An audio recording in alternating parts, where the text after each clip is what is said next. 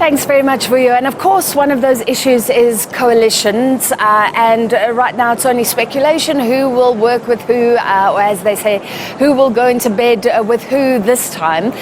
Those talks will still get underway. But the fact is that more South Africans than ever before will live under coalition governments. And there's already been huge problems with those coalition governments. We'll try to do this differently because we want to look at the big ones, of course, the big metros in Joburg.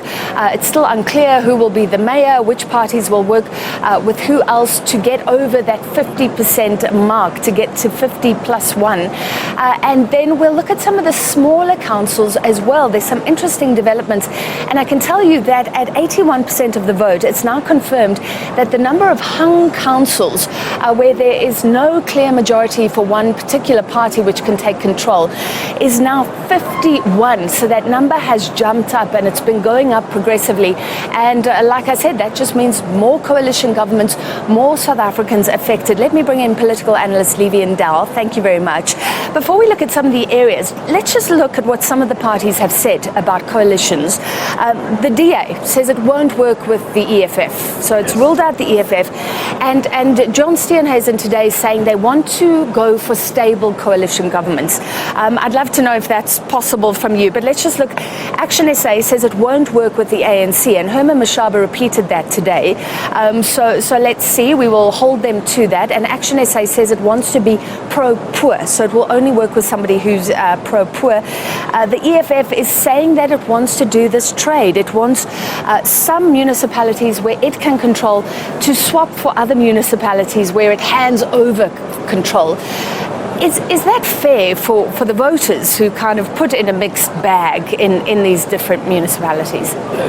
Good evening, Francis. Good evening to the viewers at home.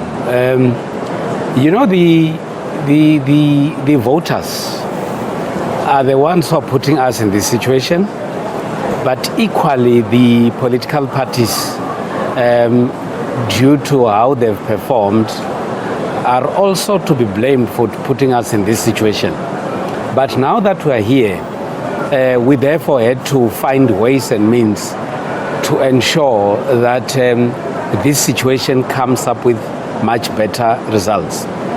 I think it's also a test for our democracy and the test of maturity and commitment to the people of South Africa by our own politicians.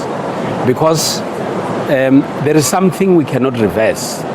What we cannot reverse is the outcome of the election results. We are going to live with this for the next 5 years. And what we need to do, what we expect and what should happen is that political parties must do all of us a favor and ensure that at the end of the day, what has been brought to us has to work. But it's also interesting also that you have parties that have already made declarations in terms of where are they supposed to, where are we expecting them to be moving in relation to how they are going to look at their coalitions.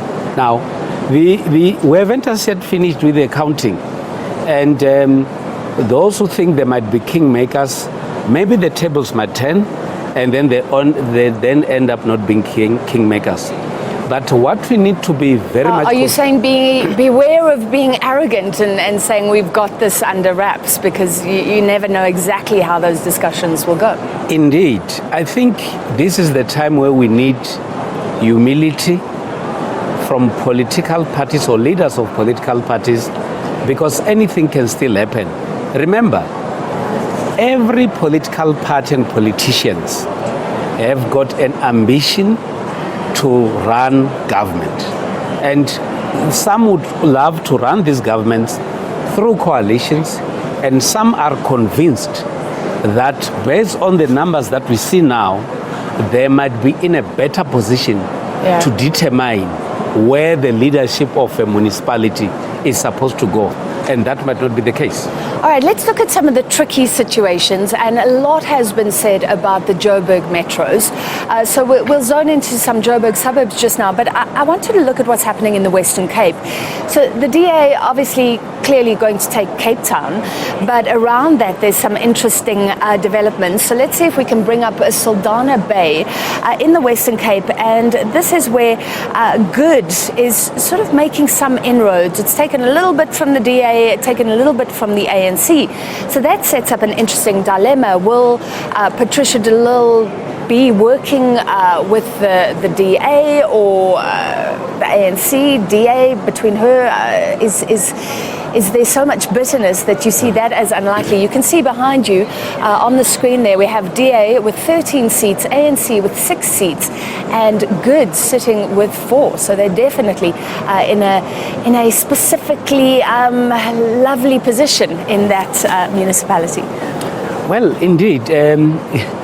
I think we're going to expect a lot to happen, but I think there should be a determination, especially on the part of the political players in the South African politics, whether the agreement or the relationship that exists amongst or in between political parties at other levels of government would also have to be translated to a local level. Obviously, most people will be thinking that maybe Patricia de Lille might actually move closer to working with the ANC, especially when we look at these two things. The manner in which Patricia de Lille left the Democratic Alliance coalition, or the workings with the Democratic Alliance, and also the fact that you have Patricia de Lille being the minister in the ANC-led national government. So we need to firstly check whether they are going to be able to have a separation between the arrangement at national level and at local government level.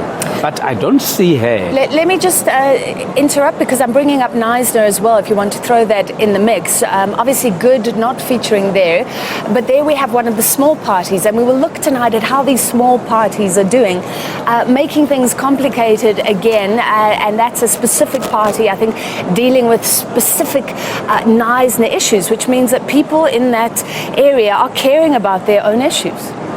Obviously, and then it will also depend on whether, when these people started to organize themselves to contest outside the DA and the ANC, who then has been the problem for these people. Because in some instances, we might then assume that the party that is leading the municipality, or that was leading the municipality previously, might have not made lives easier for these people. Hence, they've then decided to stand as an organization separated from these other organizations. But it is also important to note that it will also depend on how they negotiate their agreements in between these political parties, and what is it that they can actually benefit out of supporting one of these bigger political parties. And it's interesting, what do you trade if you're a small party? I get your seats, that's what you do, but you can actually say, give me something in return. This is my agenda, or I want to achieve this specific thing in Knysna, something like that.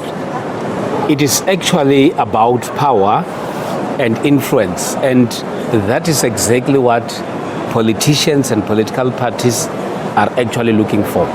If they get a better deal from party A, they might go with that party.